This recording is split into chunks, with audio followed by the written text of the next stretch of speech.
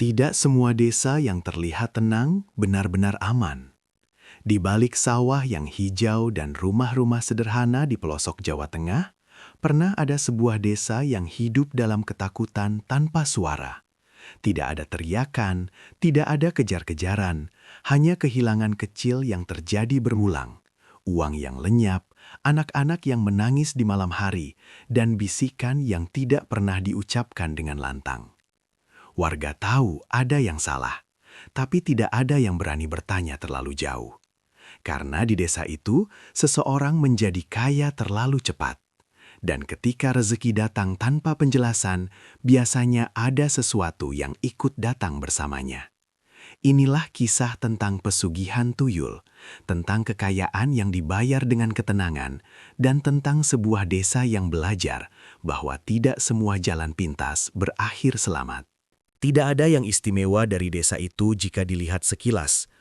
Letaknya jauh dari jalan raya, tersembunyi di antara perbukitan kapur Jawa Tengah. Untuk mencapainya, orang harus melewati jalan tanah sempit yang di kanan kirinya dipenuhi kebun singkong dan pohon jati. Saat musim kemarau, debu beterbangan. Saat hujan, jalan berubah licin dan becek. Desa itu sunyi, terlalu sunyi. Rumah-rumah berdiri berjajar tidak apat, kebanyakan masih berdinding kayu dan beratap genteng tua.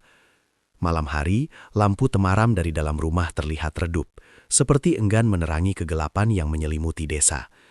Setelah azan maghrib berkumandang, hampir tidak ada suara lagi selain jangkrik dan sesekali anjing menggonggong. Warga desa hidup sederhana. Pagi hari mereka berangkat ke sawah, sore pulang dengan badan lelah. Hidup mereka tidak mudah, tapi juga tidak banyak tuntutan. Uang disimpan seadanya, seringkali hanya dilipat dan diletakkan di lemari atau bawah bantal. Tidak ada yang mengira, kebiasaan sederhana itu kelak menjadi awal dari ketakutan panjang. Di desa itu tinggal seorang pria bernama Pak S. Awalnya, Pak S sama seperti warga lainnya. Ia buruh tani, kadang ikut membantu panen, kadang hanya membersihkan ladang orang lain. Penghasilannya kecil dan tidak menentu.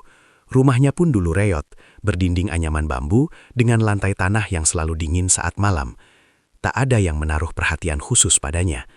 Sampai suatu hari, perubahan itu mulai terasa. Awalnya kecil, Pak S membeli radio baru, lalu kompor gas. Beberapa bulan kemudian, ia mengganti atap rumahnya.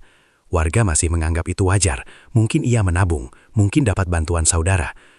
Namun perubahan itu tidak berhenti. Dalam waktu kurang dari 2 tahun, rumah Pak S berubah total. Dinding bambu diganti tembok, lantai diplester rapi, bahkan ada pagar besi di depan rumah.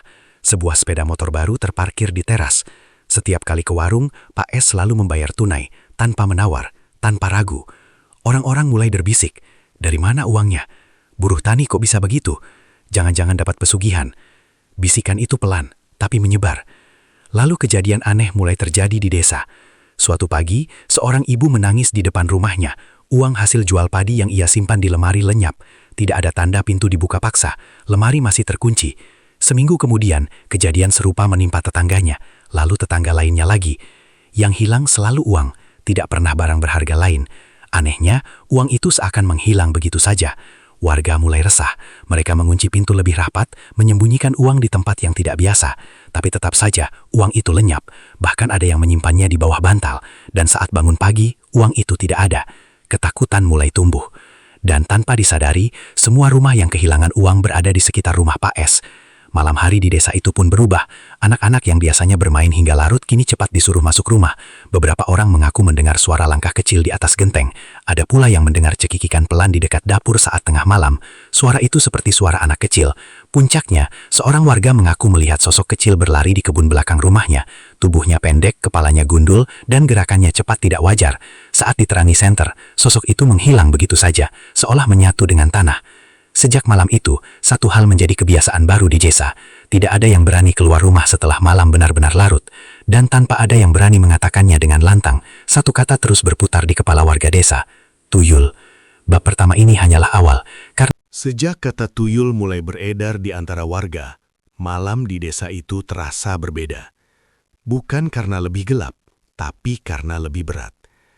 Angin malam yang biasanya sejuk kini terasa dingin menusuk.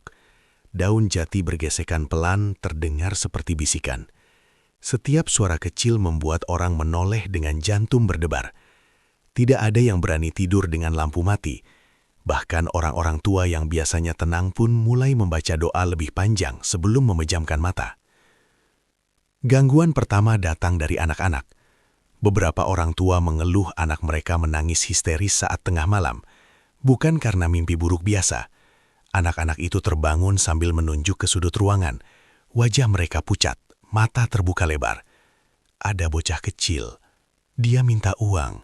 Dia marah. Kalimat-kalimat itu keluar dari mulut anak-anak yang bahkan belum lancar bicara. Seorang ibu bernama Bure mengaku anaknya menolak masuk kamar sendiri. Setiap kali dipaksa, anak itu menjerit sambil berkata ada teman kecil yang duduk di atas lemari. Padahal saat dicek, lemari itu kosong. Sejak itu, anak-anak tidur beramai-ramai di satu ruangan.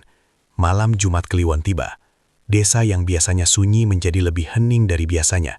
Tidak ada orang yang keluar rumah. Bahkan suara radio pun jarang terdengar. Beberapa warga mengaku mencium bau amis samar di udara, seperti bau darah bercampur tanah basah. Di rumah Pak S, lampu belakang menyala hingga larut malam. Seorang pemuda desa yang rumahnya tidak jauh dari sana, tanpa sengaja melihat Pak S menggali tanah di belakang rumah. Gerakannya tergesa, wajahnya tegang. Setelah itu, Pak S masuk kembali sambil membawa sesuatu yang dibungkus kain hitam. Keesokan paginya, seekor ayam cemani milik tetangga ditemukan mati. Tubuhnya masih utuh, tapi bagian perutnya sobek, seperti ada yang mengambil isi di dalamnya. Tidak ada bekas gigitan binatang buas. Warga semakin yakin, ini bukan kejadian biasa. Kecurigaan mulai mengarah ke satu orang, namun tidak ada yang berani menuduh langsung. Pak S sendiri berubah. Wajahnya tampak lebih pucat, matanya cekung, dan ia jarang menyapa orang. Jika bertemu warga, senyumnya kaku. Beberapa kali ia terlihat berbicara sendiri, bibirnya bergerak tanpa suara, seolah sedang menenangkan seseorang yang tak terlihat. Suatu malam, suara tangisan kecil terdengar dari arah rumah Pak S. Tangisan itu bukan seperti bayi, tapi juga bukan suara anak biasa. Nadanya serak, terputus-putus, dan terdengar sangat dekat. Beberapa warga yang terbangun hanya bisa saling memandang dari balik jendela, tidak ada yang berani keluar. Keesokan harinya, uang kembali hilang, kali ini dalam jumlah lebih besar. Anehnya, sebagian warga mulai menemukan koin basah berlumpur di sudut rumah mereka. Ada juga yang menemukan jejak kaki kecil di lantai dapur, seperti kaki anak-anak, tapi jari-jarinya terlalu panjang.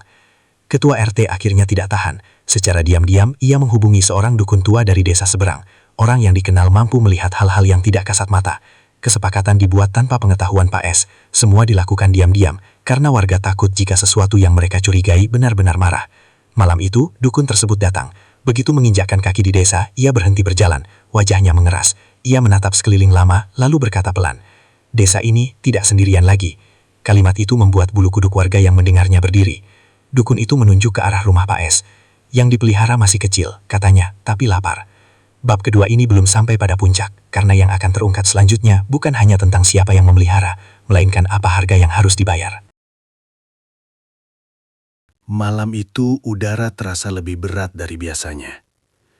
Dukun tua yang dipanggil warga duduk bersila di rumah ketua RT. Lampu sengaja diredupkan.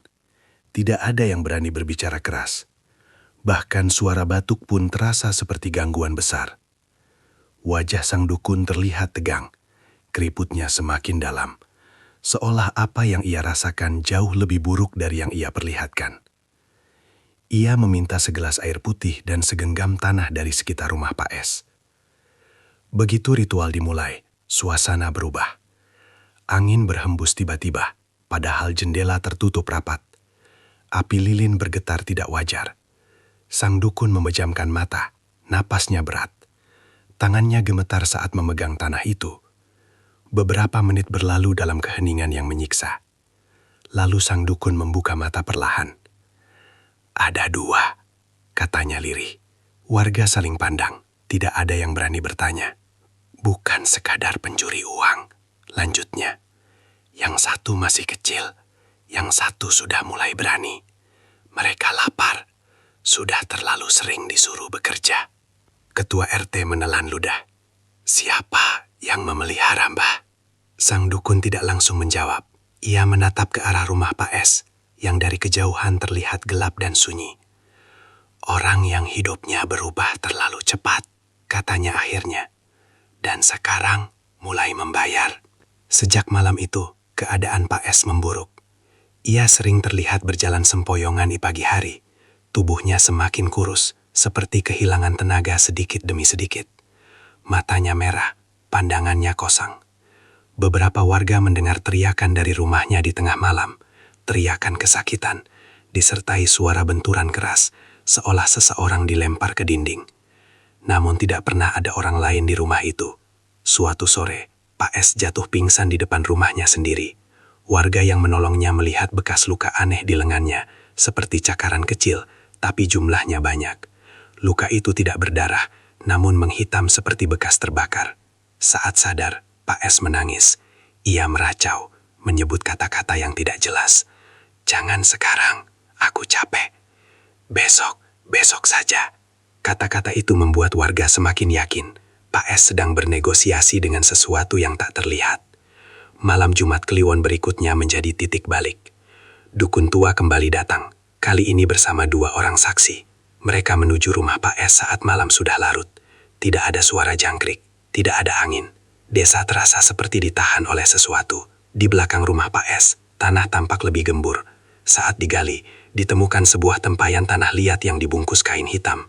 Begitu penutupnya dibuka, bau amis menyengat langsung menyebar. Di dalamnya terdapat koin-koin lama, potongan kuku, rambut, dan sisa darah yang sudah mengering. Sang dukun menutup matanya. "Mereka marah," katanya pelan, "karena sudah lama dijanjikan sesuatu, tapi tidak ditepati." Malam itu, Pak S menjerit dari dalam rumah. Jeritanya panjang, putus-putus, seperti orang yang ditarik paksa. Warga tidak ada yang berani mendekat. Mereka hanya bisa mendengar suara benda jatuh, kaca pecah, dan tangisan kecil bercampur tawa lirih. Menjelang subuh, semuanya berhenti. Pak S ditemukan tergeletak di lantai rumahnya. Tubuhnya kaku, wajahnya penuh ketakutan. Matanya terbuka lebar, seolah melihat sesuatu yang tidak pernah ingin ia lihat. Sejak kematian Pak S, desa perlahan kembali normal. Tidak ada lagi uang hilang. Anak-anak berhenti menangis di malam hari. Tidak ada suara langkah kecil di genteng. Namun rumah Pak S dibiarkan kosong. Tidak ada yang berani membersihkannya, apalagi menempatinya. Warga percaya satu hal, pesugihan memang memberi kekayaan, tapi saat waktunya tiba, yang datang menagih tidak pernah bisa ditawar. Dan desa itu tidak pernah lagi benar-benar merasa aman setelah gelap. Kematian Pak S memang mengakhiri gangguan. Namun bukan berarti desa itu kembali seperti semula.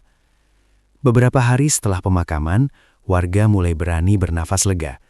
Malam terasa lebih sunyi. Bukan sunyi yang menekan, tapi sunyi yang wajar. Anak-anak bisa tidur tanpa menangis. Tidak ada lagi uang yang hilang dari lemari atau celengan.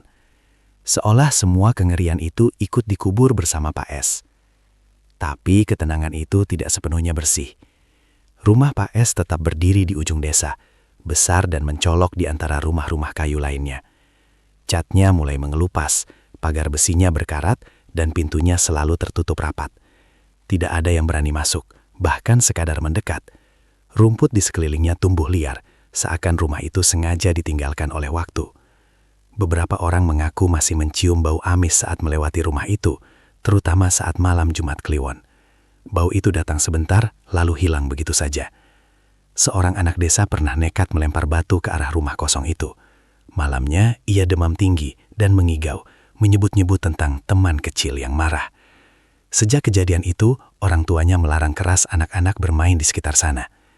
Warga akhirnya sepakat melakukan doa bersama. Setiap malam tertentu, mereka berkumpul di langgar kecil desa, membaca doa, memohon agar apapun yang pernah dipelihara di desa itu benar-benar pergi. Tidak ada ritual aneh, tidak ada sesaji, hanya doa dan harapan agar hidup kembali sederhana, meski miskin tapi tenang. Dukun tua yang dulu membantu berpesan sebelum pulang. Yang seperti itu tidak selalu pergi, kadang hanya ditinggal.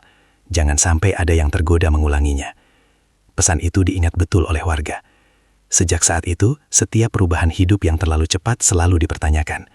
Jika ada warga yang tiba-tiba kaya, bukan pujian yang datang, tapi kewaspadaan. Mereka percaya rezeki yang baik datang pelan-pelan, bukan tiba-tiba. Kini desa itu memang masih ada. Jalannya masih sempit, rumah-rumahnya masih sederhana. Tidak ada kemewahan, tapi juga tidak ada ketakutan seperti dulu. Namun bagi warga, kisah Pak S bukan sekadar cerita horor.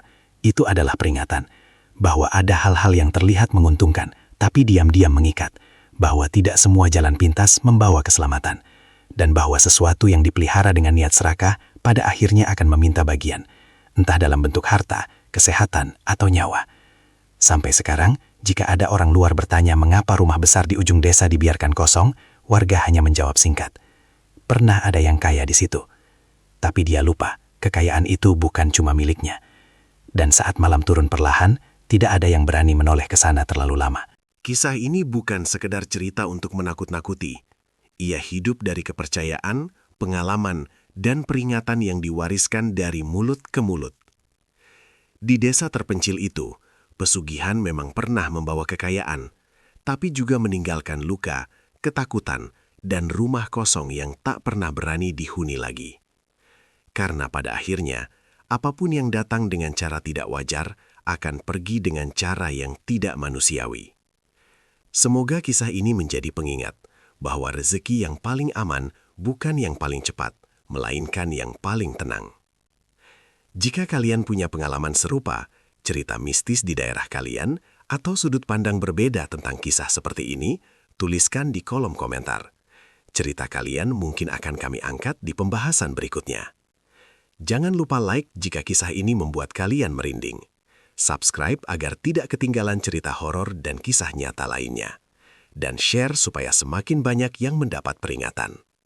Sampai jumpa di kisah berikutnya. Tetap waspada, karena tidak semua yang tidak terlihat berarti tidak ada.